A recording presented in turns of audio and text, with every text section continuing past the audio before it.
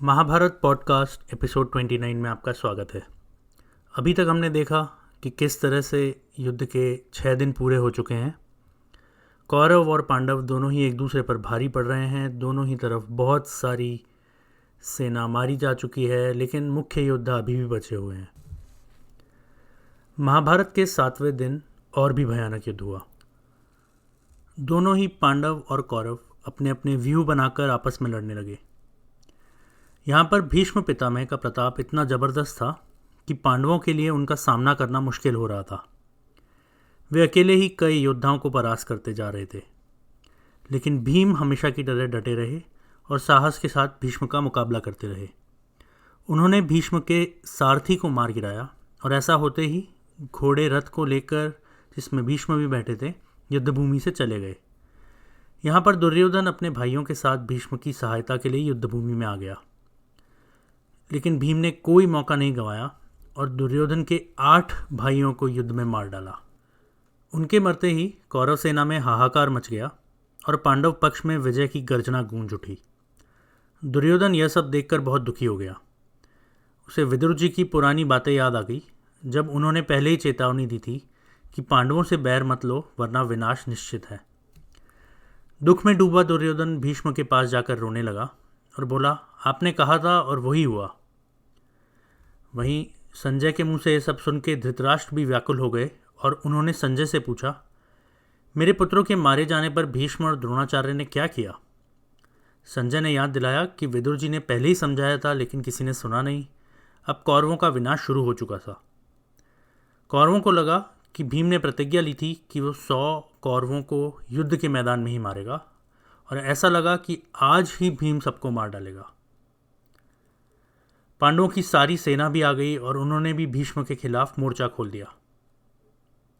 इसी दौरान शकुनी ने पांडवों पर आक्रमण कर दिया, लेकिन अर्जुन का पुत्र इरावन उसकी सेना के सामने डट गया। आपको ध्यान हो तो इरावन की कहानी हमने पहले कवर की थी। इरावन नाग कन्या से जन्मा था और वो बहुत ही बलशाली और पराक्रमी था। इरावन ने अपनी सेना के साथ कई कौरव योद्धाओं को धूल चटा दी। यह देखकर दुर्योधन गुस्से में आग बबूला हो गया और उसने मायावी राक्षस अलम्बुश को वापस बुलाया। आपको ध्यान हो आखिरी कहानी में अलम्बुश लड़ाई छोड़कर भाग गया था, लेकिन वो 6ठा दिन था और आज तो 7वां दिन है। अलम्बुश एक मायावी राक्षस था और उसने अपनी माया से इरावन पर हमला कर दिया। वो इरावन को लेकर आकाश में उड़ गया और अंतरिक्ष में तरह तरह के मायावी बाणों से इरावन पर हमला करता रहा, लेकिन इरावन भी कम नहीं था। उन्होंने भी माया से उसका सामना किया। अंत में अलम्बुश ने गरुड़ का रूप धारण कर लिया और इरावन के नागों को खा लिया और तलवार से इरावन का सिर काट दिया। इरावन की मृत्यु से कौरवों में खुशी फैल गई, लेकिन अर्जुन को अब तक ये खबर नहीं थी कि उनका बेटा वीरगति को प्राप्त हो चुका है। ये युद्ध सिर्फ तलवार और बाण का नहीं, बल्कि माया और वीरता का भी संग्राम था। जब इरावन मारे गए तो भीम के पुत्र घटोत्कच ने गुस्से में ऐसी जोरदार गर्जना की कि धरती तक डोल गई। कौरव सेना ये देखकर घबरा गई और भागने लगी। घटोत्कच ने अपनी राक्षसी सेना के साथ युद्ध में उतरते ही कौरवों पर हमला बोल दिया। दुर्योधन ने जब अपनी सेना को भागते देखा तो वो आग बबूला हो गया और घटोत्कच पर हमला कर दिया। उसके साथ में बंगाल का राजा और हाथियों की सेना भी थी। घटोत्कच और दुर्योधन के बीच भयंकर टक्कर हुई और घटोत्कच ने दुर्योधन को ललकारते हुए कहा कि वो अपने माता पिता के अपमान का बदला लेगा। घटोत्कच ने दुर्योधन के हाथियों पर हमला किया, जिससे बंगाल का राजा नीचे गिर गया और हाथी मारे गए। दुर्योधन ने भी राक्षसों पर बाणों की बरसात कर दी। तभी घटोत्कच के गर्जन से डरकर कौरवों की मदद के लिए भीष्म और अन्य कई महारथी भी आ गए, लेकिन घटोत्कच भी कहाँ पीछे हटने वाले थे। उन्होंने द्रोणाचार्य, कृपाचार्य और सोमदत्त जैसे वीरों पर बहुत से बाण बरसाए। कौरव सेना उनसे डरने लगी और पीछे हटने लगी। यहीं पर युधिष्ठिर ने भीम से कहा कि वो भी जाएं और घटोत्कच की मदद करें। यह सुनकर भीम और अन्य पांडव योद्धा भी तुरंत युद्ध में उतर गए। दुर्योधन ने देखा कि जब भीम लड़ने आए हैं तो उन्होंने तुरंत भीम पर वार करके उनका धनुष काट दिया और भीम को घायल कर दिया। अपने पिता को घायल देखकर घटोत्कच को और भी गुस्सा आया और वो दुर्योधन पर टूट पड़े। द्रोणाचार्य ने मौका संभाला और उन्होंने सभी कौरव योद्धाओं से कहा कि वो दुर्योधन की रक्षा करें। फिर कौरवों ने मिलकर भीम और घटोत्कच पर बाणों की वर्षा कर दी, लेकिन अब भीम को भी होश आ गया था और वो भी कहाँ पीछे रहने वाले थे। उन्होंने भी बदले में बहुत सारे कौरव योद्धाओं को मार डाला। वहीं पीछे से अश्वत्थामा आए और उन्होंने भीम के एक परम मित्र नील पर हमला कर दिया और उसे घायल कर दिया। इस बात पर घटोत्कच को और भी गुस्सा आया और उन्होंने अश्वत्थामा पर धावा बोल दिया और ऐसी माया फैलाई कि पूरा युद्ध क्षेत्र ही भ्रमित हो गया। कौरव सेना मायावी युद्ध से घबराकर इधर उधर भागने लगी। भीष्म और अन्य बड़े योद्धा उन्हें रोकने की कोशिश करते रहे, लेकिन युद्ध का माहौल पूरी तरह से बदल गया था। वहीं दुर्योधन हार कर भीष्म के पास पहुंचे और बोले, मैं घटोत्कच से हार गया, मुझे कुछ मदद करो। भीष्म ने उन्हें समझाया कि राजा को राजधर्म के हिसाब से युद्ध लड़ना चाहिए, इसीलिए दुर्योधन को जाकर युधिष्ठिर या उनके भाइयों से लड़ना चाहिए, ना कि घटोत्कच या अन्य किसी से, और युधिष्ठिर या उसके भाइयों से युद्ध लड़ें। फिर भीष्म ने राजा भगदत्त से कहा कि वो जाएं और घटोत्कच का सामना करें। भगदत्त अपने विशाल हाथी पर सवार होकर पांडवों से लड़ने निकले। उन्होंने भीम और पांडवों पर बाणों की बारिश कर दी। घटोत्कच ने क्रोध में आकर त्रिशूल चलाया, लेकिन भगदत्त ने उन्हें काट दिया। घटोत्कच ने तब अपनी शक्ति दिखाते हुए भगदत्त की एक और घातक शक्ति को पकड़कर नष्ट कर दिया। यह देखकर देवता और मुनि जो भी लड़ाइयाँ देख रहे थे सभी हैरान रह गए। वहीं दूसरी तरफ अर्जुन को अपने पुत्र इरावन के मारे जाने का समाचार मिला और वो ये सुन के बहुत ही दुखी हो गए। उन्होंने श्री कृष्ण से कहा कि यह युद्ध केवल धन और लालच के लिए हो रहा है, जिसमें अपने ही रिश्तेदार मारे जा रहे हैं। अर्जुन ने फिर कहा कि लेकिन अगर मैं अभी युद्ध नहीं करूँगा तो ये सभी मुझे कायर समझेंगे, इसलिए आप अपने घोड़े जल्दी ही कौरव सेना की ओर बढ़ाएं। अर्जुन की बात सुनकर श्री कृष्ण ने अपने रथ के घोड़ों को तेजी से कौरवों की ओर बढ़ाया और युद्ध का माहौल और भी गर्मा गया। इसी तरह से पूरे दिन युद्ध चलता रहा और रात हुई तो सारे योद्धा थक गए और अपने अपने शिविरों में चले गए। दुर्योधन अपने भाइयों और सलाहकारों के बीच बैठकर यह सोचने लगा कि पांडवों को कैसे हराया जाए। उसे चिंता थी कि भीष्म, द्रोणाचार्य और अन्य योद्धा भी पांडवों को रोक नहीं पा रहे हैं। तभी कर्ण ने दुर्योधन से कहा कि अगर भीष्म युद्ध से हट जाए तो वो खुद पांडवों को हराकर विजय दिला सकता है। दुर्योधन ने सुनते ही भीष्म के पास जाकर उनसे कहा कि वे पूरी ताकत से पांडवों और उनके साथियों का नाश करें और अपने वचन को सच साबित करें। इस बात पर भीष्म पितामह काफ़ी दुखी हुए। उन्होंने दुर्योधन को समझाया कि वे पूरी ताकत से ही लड़ रहे हैं, लेकिन अर्जुन और श्री कृष्ण की जोड़ी को हराना आसान नहीं है। उन्होंने कहा कि अकेला अर्जुन ही किसी भी युद्ध की दिशा पलट सकता है। लेकिन भीष्म ने दुर्योधन से वादा किया कि वो पांडवों के खिलाफ पूरा प्रयास करेंगे। अगले दिन दुर्योधन ने अपनी सेना को तैयार किया और आदेश दिया कि किसी भी कीमत पर भीष्म की रक्षा होनी चाहिए। भीष्म ने खुद व्यूह रचना तैयार की और योद्धाओं को मोर्चे पर तैनात कर दिया। दूसरी तरफ युधिष्ठिर, भीम, अर्जुन, नकुल और सहदेव ने भी अपनी सेना को तैयार किया और दोनों पक्ष युद्ध के मैदान में उतर गए।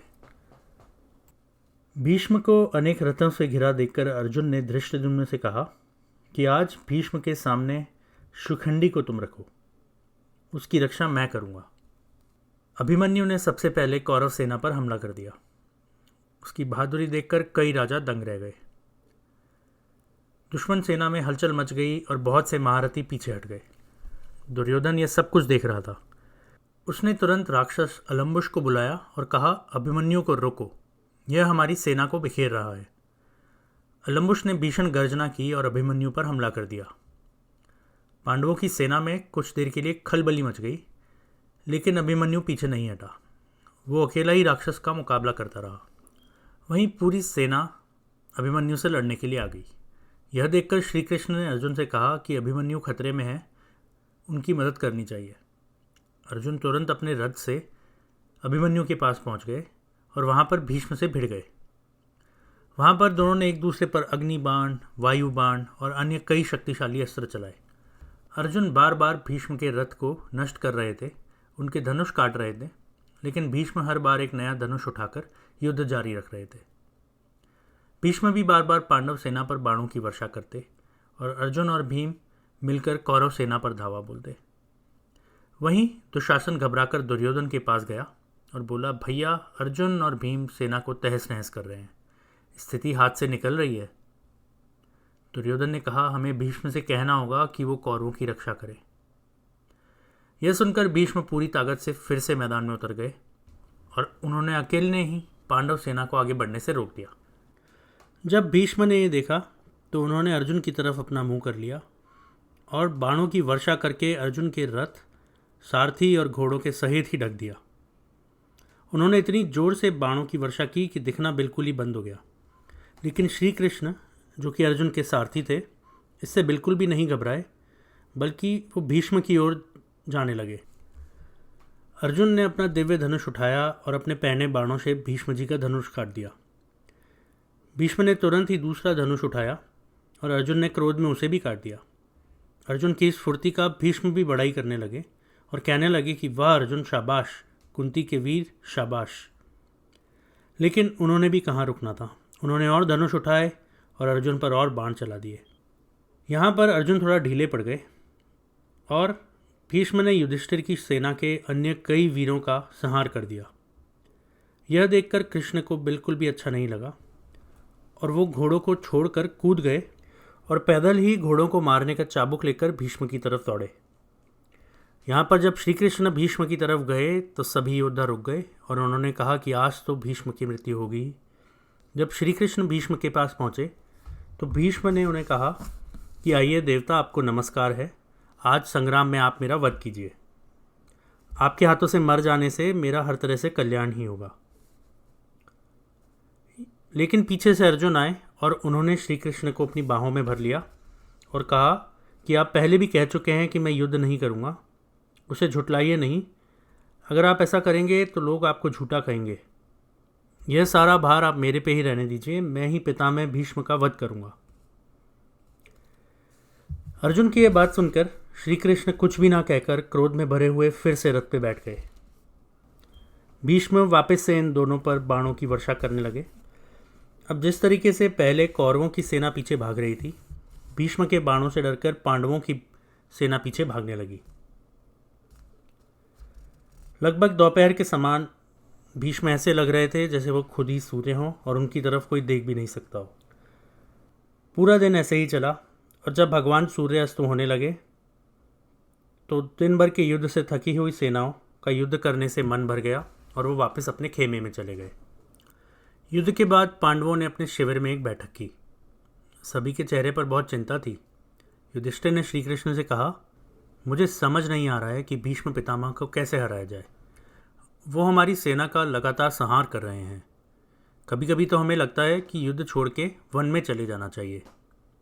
यह सुनकर श्री कृष्ण मुस्कुराए और बोले, युधिष्ठिर, तुम्हारे भाई वीर हैं। अर्जुन और भीम तो वायु और अग्नि के समान तेजस्वी हैं। नकुल और सहदेव भी पराक्रमी हैं। तुम चिंता मत करो, हम भीष्म का सामना जरूर करेंगे। यदि अर्जुन चाहे तो वो अकेले भी भीष्म को परास्त कर सकता है। युधिष्ठिर ने गहरी सांस ली और कहा, पर श्री कृष्ण, भीष्म हमारे बड़े हैं, उन्होंने ही हमें बचपन में पाला है। मैं उनसे स्वयं जाके पूछना चाहता हूँ कि उन्हें कैसे परास्त किया जाए। शायद वो ही हमें रास्ता दिखाएं। श्री कृष्ण ने युधिष्ठिर की बात मान ली और पांडवों को लेकर भीष्म पितामह के पास गए। भीष्म ने पांडवों का स्नेह से स्वागत किया और पूछा कि बताइए मेरे लिए क्या सेवा है। युधिष्ठिर ने हाथ जोड़कर उन्हें कहा कि इस युद्ध में प्रजा का भारी संहार हो रहा है, कृपया बताइए कि इसे कैसे रोका जा सकता है। भीष्म ने गहरी सांस ली और बोले, जब तक मैं जीवित हूँ पांडवों की विजय असंभव है, लेकिन मैं एक उपाय बताता हूँ। अर्जुन यदि शिखंडी को आगे कर कर मुझ पर बाण चलाएं तो मैं उन पर प्रहार नहीं करूँगा। यही एक रास्ता है। यह सुनकर अर्जुन का मन विचलित हो गया। उन्होंने श्री कृष्ण से कहा कि मैं अपने दादा पर बाण कैसे चला सकता हूँ। श्री कृष्ण ने अर्जुन को समझाया, यह धर्म और कर्तव्य का युद्ध है, तुम्हें अपना संकोच त्यागना होगा। अंत में अर्जुन ने श्री कृष्ण की बात मान ली और शिखंडी को आगे कर कर भीष्म से युद्ध करने का निश्चय कर लिया। अगला दिन, जो कि युद्ध का 10वां दिन है, वो जब शुरू हुआ तो सूरज निकलते ही शंख और नगाड़े बजने लगे और दोनों सेनाएं युद्ध के लिए तैयार हो गई। पांडवों ने शिखंडी को सबसे आगे कर दिया और अर्जुन और भीम उसके रथ की रक्षा करने लगे। दूसरी ओर भीष्म पितामह कौरव सेना के आगे थे और उनके चारों ओर दुर्योधन के भाई उनकी रक्षा कर रहे थे। पांडवों ने शिखंडी को भीष्म के सामने खड़ा कर दिया और शिखंडी ने भीष्म पर बाणों की वर्षा कर दी। शिखंडी ने भीष्म की छाती पर 3 तीर चलाए। जब ये तीर भीष्म को लगे तो उन्होंने कहा कि शिखंडी, तेरे को जितने भी मेरे को तीर मारने हैं मार ले, मैं तुझे कुछ नहीं करूँगा, क्योंकि तेरा जन्म शिखंडिनी के नाम से ही हुआ है और मैं लड़कियों पर हथियार नहीं उठाता। इस बात पर शिखंडी ने 5 और तीर चलाकर भीष्म को मार दिया और भीष्म को बोले कि तुम्हारी जो इच्छा हो वो करो, तुम बाणों का प्रहार मुझ पे करो या ना करो, पर मैं तुम्हें जीवित नहीं छोड़ूंगा। अर्जुन ने जब यह देखा तो उन्होंने कहा कि शिखंडी, तुम भीष्म पितामह पर वार करते रहो, मैं तुम्हारा साथ दूंगा। यहाँ पर शिखंडी भीष्म के ऊपर लगातार बाणों की वर्षा करते रहे, लेकिन भीष्म भी आज रुकने वाले नहीं थे। उनका तेज स्वयं भगवान सूर्य से भी तेज था। उन्होंने उस दिन 10,000 हाथी, 10,000 घोड़े और पूरे 2 लाख पैदल सैनिकों का विनाश कर दिया। वहीं दूसरी तरफ अर्जुन प्लान के मुताबिक शिखंडी के पीछे छुपकर भीष्म पर दिव्यास्त्र चला रहे थे। जब ये कौरव सेना ने देखा तो उन्होंने दुशासन को अर्जुन के आगे कर दिया। दुशासन बहुत ही वीरता से लड़े, लेकिन अर्जुन ने उन्हें भी पछाड़ दिया। अर्जुन ने कृपाचार्य, विकर्ण और शल्य जैसे अन्य कई महारथियों को हरा दिया। दोपहर होते होते कौरव सेना में भगदड़ मच गई और वो मैदान छोड़कर भागने लगे। अर्जुन, शिखंडी और बाकी पांडव योद्धाओं ने चारों तरफ से भीष्म को घेर लिया और वो बाणों से वार करने लगे। कौरव सेना तो वैसे ही पीछे भाग चुकी थी। अब भीष्म युद्ध के मैदान में अकेले पड़ गए, लेकिन फिर भी वो महायोद्धा थे और उन्होंने सभी का बहुत अच्छे से सामना किया। उन्हें चारों तरफ से घेर लिया गया और उन पर तरह तरह के दिव्यास्त्र और बाण चलाए गए। भीष्म के आगे क्योंकि शिखंडी थे तो भीष्म ने उनकी ओर देखा भी नहीं। वहीं दूसरी तरफ श्री कृष्ण अर्जुन को लगातार संकेत दे रहे थे कि भीष्म को अब रोकना आवश्यक है। अर्जुन के बाण एक के बाद एक भीष्म के शरीर में प्रवेश करते गए। अर्जुन ने अपनी संपूर्ण कला और दिव्यता के साथ ये बाण चलाए थे और ये साधारण बाण नहीं थे, ये वही अस्त्र थे जिन्हें देवताओं ने स्वयं अर्जुन को दिया था। भीष्म ने मन ही मन सोचा कि अगर भगवान श्री कृष्ण रक्षा नहीं कर रहे होते तो मैं एक ही धनुष से सारे पांडवों का वध कर सकता था। इस समय मेरे सामने पांडवों के साथ युद्ध ना करने के 2 कारण हैं। एक तो वो पांडु की संतान है तो मैं उनका वध नहीं कर सकता, और दूसरा मेरे सामने शिखंडी आ गया है जो पहले स्त्री था। एक समय मेरे पिता ने माता सत्यवती से विवाह किया था और उस समय उन्हें संतुष्ट होकर मुझे 2 वर दिए थे कि जब तुम्हारी इच्छा होगी तभी मरोगे और युद्ध में तुम्हें कोई भी मार नहीं सकेगा। जब ऐसी बात है तो मैं इस समय अपनी मृत्यु क्यों न स्वीकार कर लूं, क्योंकि अब उसका भी अवसर आ ही गया है। भीष्म के इस निश्चय को आकाश में स्थित ऋषिगण और सारे देवता जान गए। उन्होंने भीष्म को संबोधित करके कहा कि तुमने जो विचार किया है वो हम लोगों को भी बहुत प्रिय है, अब वही करो और युद्ध की ओर से अपना ध्यान हटा लो। उनकी बात पूरी होते ही बहुत ही शीतल सुगंधित वायु चलने लगी, जल की फुहारें पड़ने लगी और भीष्म जी पर फूलों की वर्षा होने लगी। ऋषियों की ये बात और किसी को सुनाई नहीं पड़ी, केवल भीष्म जी ही इसे सुन सके। वहीं दूसरी तरफ अर्जुन ने तीक्ष्ण बाणों की वर्षा जारी रखी, लेकिन भीष्म ने अर्जुन पर हाथ नहीं उठाया। शिखंडी ने भी क्रोधित होकर भीष्म की छाती में 9 बार मार दिए। फिर अर्जुन ने मुस्कुराकर भीष्म के ऊपर 25 बाण मारे और फिर 100 बाण मारकर उनके पूरे अंग और सारे नाजुक स्थलों को बींध दिया। दूसरे सभी राजा भी भीष्म पर हजारों बाणों का प्रहार करने लगे। यहाँ पर भीष्म के शरीर में ऐसा कोई भी स्थान नहीं बचा था जहाँ बाण ना लगे हों। उनका कवच टूट गया और अंगों से रक्त की धाराएं बहने लगी। यह वही क्षण था जब काल भी रुका सा प्रतीत हो रहा था। फिर भीष्म इस बाणों की शैया पर ही लेट गए। उन्होंने शैया पर लेटे हुए ही अर्जुन से कहा कि तूने धर्म का पालन किया है, मैंने अपनी इच्छा से इस समय को स्वीकार किया है, यही मेरे जीवन की अंतिम परीक्षा है। श्री कृष्ण, अर्जुन और समस्त पांडवों ने भीष्म के चरणों में सिर झुका दिया। लेकिन अभी भी भीष्म मरे नहीं थे। इस बात पर गंगा ने हिमालय से हंसों के रूप में महर्षियों को भेजा। जब हंस आए तो भीष्म ने कहा कि अभी सूरज दक्षिण में है, यह मरने के लिए अच्छा समय नहीं है, तो मैं जब तक सूरज उत्तर में नहीं आता मैं अपने प्राण नहीं त्यागूंगा। इस बात पर हंसों ने भीष्म के चरण छुए और वो चले गए। युद्धभूमि में सभी योद्धा, कौरव और पांडव दोनों, भीष्म के इस त्याग और वीरता को देखकर भाव विभोर हो गए। यह वध केवल एक योद्धा का अंत नहीं था, यह धर्म, नीति और आदर्श का अध्याय बंद होने जैसा था। आपको याद हो तो पूरी महाभारत शुरू ही इसलिए हुई है क्योंकि भीष्म ने प्रतिज्ञा ली थी कि वो कभी शादी नहीं करेंगे और कभी बच्चे नहीं करेंगे। और अब भीष्म खुद युद्ध की सांझ पर शैया पर लेटे हुए थे। युद्ध कुछ समय के लिए थम गया और पांडव और कौरव दोनों पक्षों के राजा भीष्म पितामह के पास गए और उन्हें प्रणाम किया। भीष्म, जो अभी भी बाणों की शैया पर ही थे, उन्होंने सभी का स्वागत किया और कहा कि क्योंकि उनका सिर नीचे है इसीलिए कोई वीर उन्हें एक तकिया लाकर दे दे। राजा बहुत से नरम तकिए लेके आए, लेकिन भीष्म ने मुस्कुराकर कहा, यह वीरों के योग्य नहीं है। फिर उन्होंने अर्जुन से कहा कि वो उनके लिए युद्ध के अनुरूप एक तकिया लेके आए। अर्जुन ने तुरंत अपने गांडीव से बाण चलाए और बाणों का तकिया बनाकर भीष्म के सिर को सहारा दिया। भीष्म ने प्रसन्न होकर अर्जुन को कहा कि यही असली तकिया है। भीष्म ने सभी को बता दिया कि जब तक सूर्य उत्तर दिशा में नहीं आएंगे वो इसी स्थिति में रहेंगे। उन्होंने दुर्योधन से कहा कि अब चिकित्सकों को भी भेज दें क्योंकि उन्हें किसी उपचार की जरूरत नहीं है। सभी राजा उनके धर्म, निष्ठा और साहस को देखकर स्तब्ध रह गए। श्री कृष्ण ने युधिष्ठिर से कहा कि यह तुम्हारे लिए सौभाग्य की बात है कि आज भीष्म जैसे महान योद्धा पराजित हुए हैं। इसके बाद भीष्म ने जल की इच्छा की। यहाँ पर जो राजा वगैरह इकट्ठे थे वो तुरंत भागकर बहुत ही अच्छा जल और खाना लेके आए, लेकिन भीष्म ने कहा कि यह भोग की वस्तुएं मेरे लिए किसी काम की नहीं है। अर्जुन, तुम ही मेरे लिए जल लाओ। इस बात पर अर्जुन ने एक दिव्य बाण चलाया जो धरती में जा घुसा और वहाँ से बहुत ही शीतल जल आया जो सीधे भीष्म के मुंह में चला गया। इस बात पर सबके सामने भीष्म ने तृप्त होकर अर्जुन की प्रशंसा की कि तुमसे ऐसा पराक्रम होना कोई आश्चर्य की बात नहीं है। तुम बहुत पुराने ऋषि नर हो और तुम भगवान नारायण की सहायता से बड़े बड़े काम करोगे। तुमसे तो इंद्र और अन्य देवता भी नहीं जीत सकते।